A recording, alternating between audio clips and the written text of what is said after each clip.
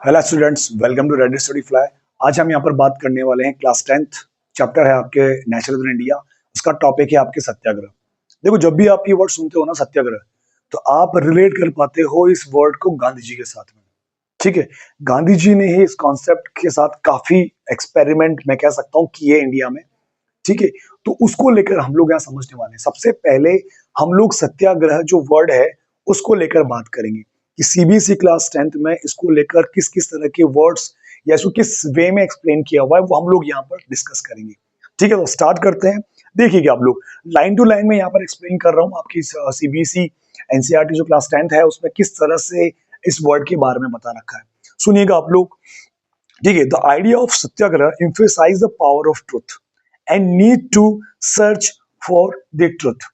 बता क्या रहा है कि जो सत्याग्रह का जो आइडिया है ना, वो किस पे जोर देता है, इम्फेसाइज करता है ना, किस पे प्रेशराइज किया जा रहा है, वो बताता है आपको पावर ऑफ द ट्रुथ। तो सबसे पहले बात समझ में आती है कि जो सत्याग्रह है ना, ये वर्ड बताता है, रिलेट है किससे, सच की पावर के साथ में। मतलब आप यहाँ पर फेक चीजों को लेकर नहीं फाइट कर रहे हो। ठीक है, आप यहाँ पर जो चीज सच्चाई है उसके साथ जा रहे हो आप। ठीक है ना, तो झूठ के खिलाफ सच्चाई की लड़ाई है। इस तरह का कॉन्सेप्ट आप लेके दिमाग में समझना है इसको भी। ठीक है ना, पूरा एंड तक आने के बाद आपके दिमाग में पूरा क्लियर हो जाएगा। क्लियर? तो मैंने क्या पढ़ा? The idea of satyagraha emphasize the power of truth and need to search for the truth. मतलब ये जो है जोर देता है सच की पावर पे, और अगर सच आपको दिख नहीं रहे तो आपको फाइंड आउट करना है कि इसके पीछे क्या रीजन है। ठीक है ना, need to search for the truth, आपको पता लगाना है। क्लियर? आगे क्या लाइन लिखी हुई है? It suggested that if the cause was true.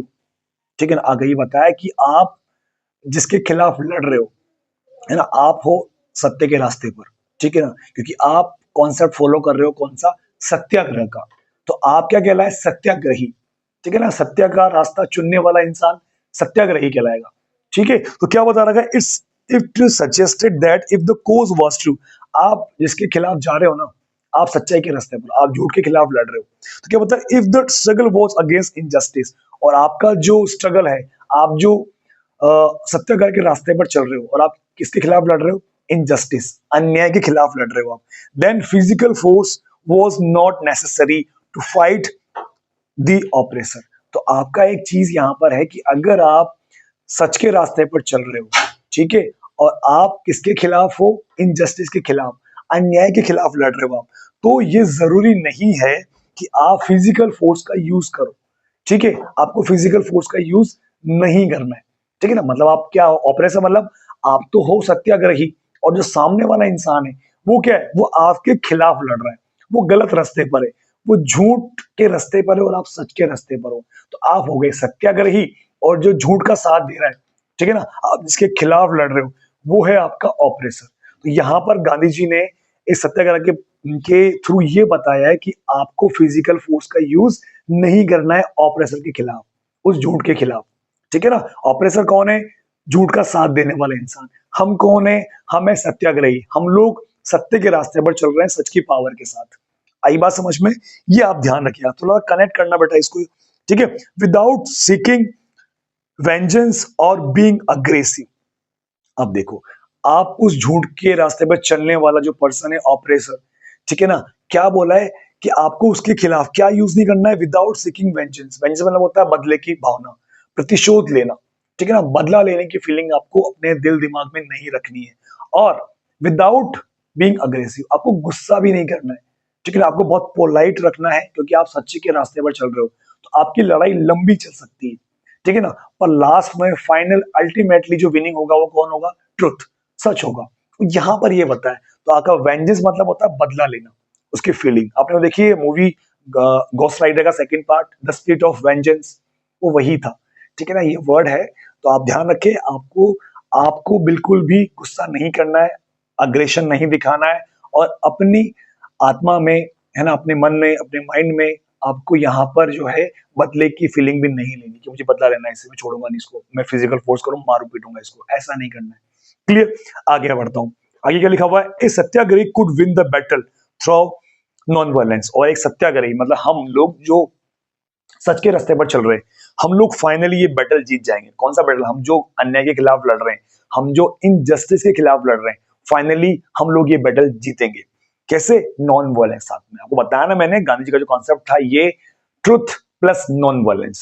तो यहाँ पर वही चीज आ गई, आपको फिजिकल फोर्स का यूज नहीं करना है, आपको अग्रेशन नहीं दिखाना है, आपको बदले की भावना नहीं रखनी है उसके अगेंस्ट।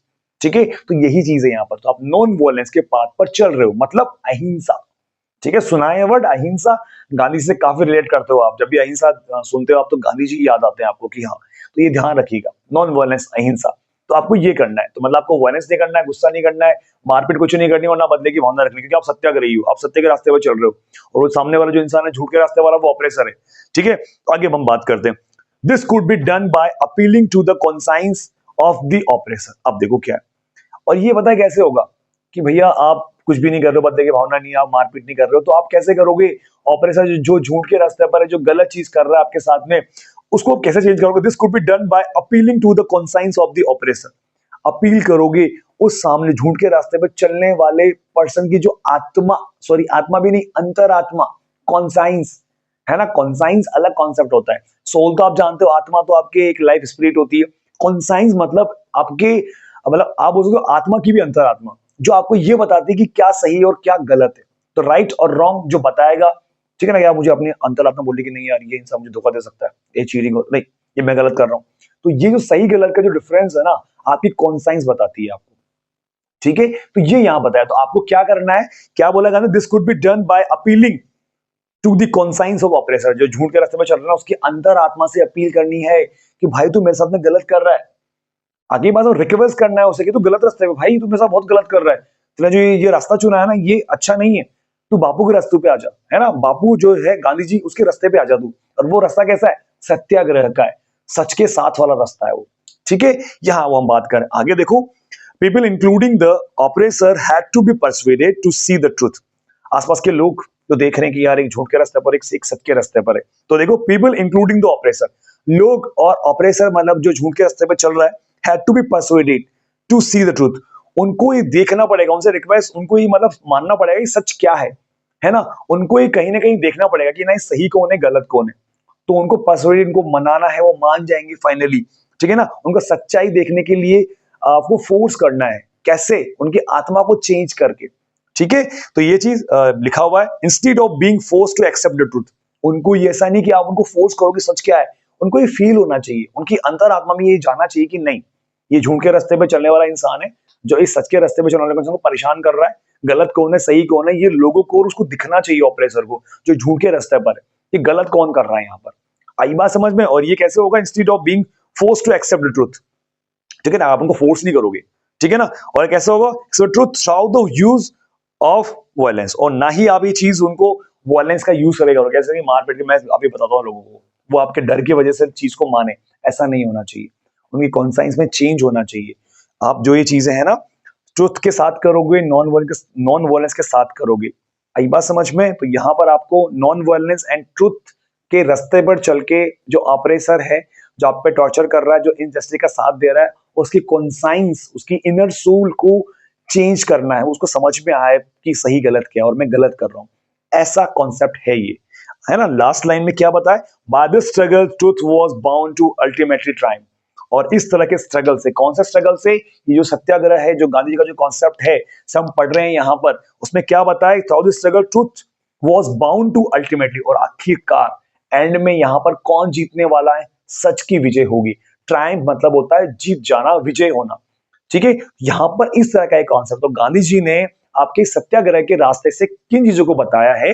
ये बताया है कि आपको ट्रुथ एंड नॉन वायलेंस के पाथ पर चलकर जो लोग हमें टॉर्चर कर रहे हैं, अब ये किससे रिलेटेड? सर यहाँ पर ऑपरेसर कौन है, दिमाग में आना चाहिए। कौन सा आदमी आ गया ऐसा गांधी जी के टाइम पर? हम किसकी बात कर रहे हैं? गैस करो, गैस करो। हम लोग बात कर रहे हैं ब्रिटिशर्स की।